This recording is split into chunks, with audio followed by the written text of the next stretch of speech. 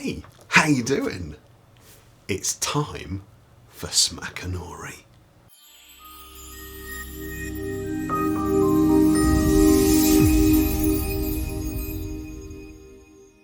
I'm gonna read you a story, and it's gonna be from one of my favourite books. This is volume 1 of Fights for the Championship, The Men and Their Times by Fred Henning. Now this isn't actually a desperately old book. It's about 120 years old. I think it's about 1900.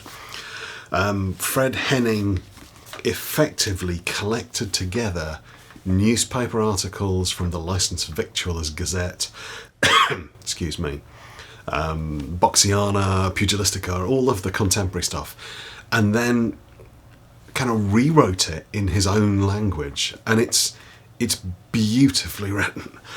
I don't know what's going on here. Maybe I'm dying of COVID, but well, if I drop dead halfway through the video, hopefully somebody else will post it for us.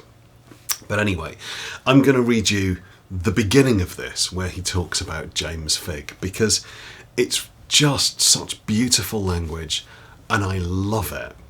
And these books, volume 1 and 2 of this, were the very first old books about boxing that I went out and spent my money on. The first thing that started me down this kind of crazy path of collecting old boxing and wrestling books was a gift.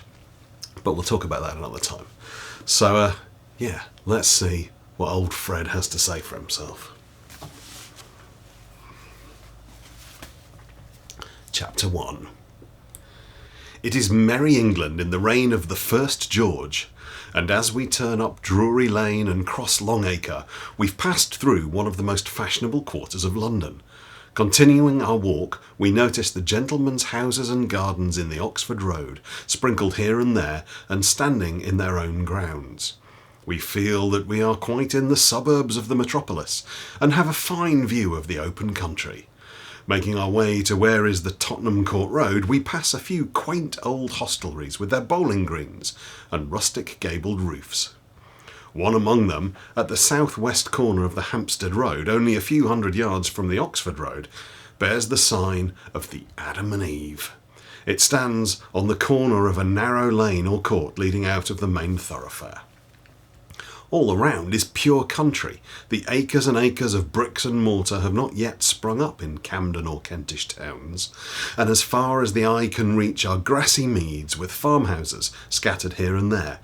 It is the celebrated Old Inn with its gardens, which have been in existence since the days of the Stuarts, and was even before then notorious as a pleasure resort for its cakes and cream, its syllabubs and strawberries. Ben Jonson places it the scene of one of his comedies, A Tale of a Tub, and before the old Adam and Eve, Hogarth makes the guards halt in his celebrated picture of The March to Finchley.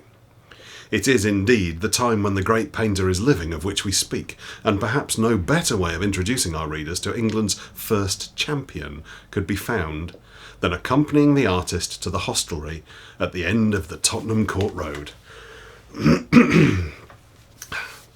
Hogarth is a great friend of Figg's, for has he not designed his professional card and can tell us all about him? Some people would say he hasn't, but that's for a different video. The card is worth looking at, and will be handed down to posterity so long as the noble art exists. The upper part of it bears an illustration from the pencil of William Hogarth, which has been carefully engraved. On a platform stands the great Figg, who is represented as a man of middle height, but of powerful build, with muscular legs and arms, denoting great strength. He holds a sword at rest, and by his side is a military man with a quarterstaff, while a concourse of people fill the space around the platform, and many of more aristocratic appearance fill the gallery above. Beneath the engraving are the following words: James Figg, Master of the noble science of defence, on the right hand in Oxford Road near Adam and Eve Court, teaches gentlemen the use of the small, backsword and quarterstaff at home and abroad. Hogarth tells us that the professor was born in the beautiful village of Thame in Oxfordshire in the reign of William III, and by his extraordinary displays of boxing, fencing and quarterstaff upon the village green had attracted the attention of the Earl of Peterborough, the very same old soldier who was one of England's greatest defenders and an enthusiast of the noble art of self-defence. The Earl was a staunch patron of all brave and manly sports and amusements, so he brought James Figg to London and established him somewhere in the Tottenham Court Road, where for 10 years he became the tutor of all the young nobility who flocked to his establishment to learn the noble art of self-defence. So great was Figg in demand that he afterwards removed to more extensive premises adjoining the Adam and Eve, with his school of arms erected at the back of the ancient hostelry. The large wooden building was capable of holding on the ground floor some 1,000 persons, while in the gallery above could be seated 200 or 300. A large circular stage, about 40 feet in diameter, was placed in the centre, and it was upon this platform that the champion would do battle for money, love, or a bellyful. See what I mean about the language? I just love it. It may be taken for granted that Figg preferred to give exhibitions of his skill for the first mentioned, for we find that there is a method about his arrangements calculated to fill his coffers. He was a great believer in adjourned meetings, so that his patrons may pay at the doors twice. At the time we are introducing the great athlete to our readers, he has fought many a time with the best pugilists of the day who had dared to throw down the gauntlet, but none were successful. Indeed, he persistently challenged all comers, and every year upon the bowling green at Southwark, during the fair time in September, Figg was there, ready to encounter anybody.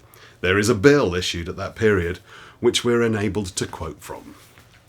Referring to the above fair, Figg announces that every day between noon and 10 o'clock, the town will be entertained with the manly arts of foil play, backsword, cudgelling and boxing, in which the noted Parks from Coventry and the celebrated gentleman prize-fighter Mr. Miller will display their skill in a tilting bout, showing the advantages of time and measure.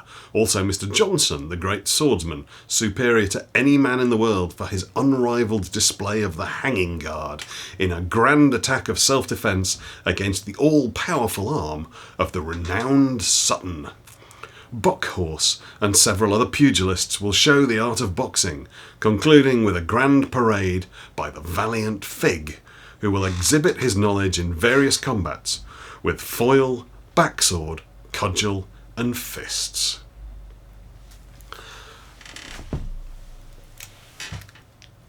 You see why I love it? That it just... He captures something of the magic of this historical era. It's something that's so alien but yet feels so normal. And maybe it's just because I've spent such a long time reading these books and looking into this period in history that I have a real affinity to it. But I love Henning's way with words. I love the fact that he's mixing this kind of storytelling prosaic language with clear, concise facts and giving us a lot of really nice information. So I hope you've enjoyed it. I've no idea how long this video is. I suspect this one's been a relatively quick one. But if you've liked this video, please consider subscribing. It makes actually very little difference to you. If you've watched my videos, then YouTube will suggest other of my videos to you. But subscribing to the channel actually makes a significant difference to me and to other creators, because that number of subscribers is effectively what YouTube users and other people use to judge how successful your channel is and whether you should be rewarded. So if people subscribe to my channel, YouTube shows it to even more people. So if you do like these videos, please consider subscribing. I would be hugely appreciative of it. And if you fancy supporting me on Patreon, that would be great too. Massive thanks to all those people that do support me on Patreon. You're amazing. And if you've made it this far in the video, then bear in mind, fight team. I'll see you soon. Have a great day.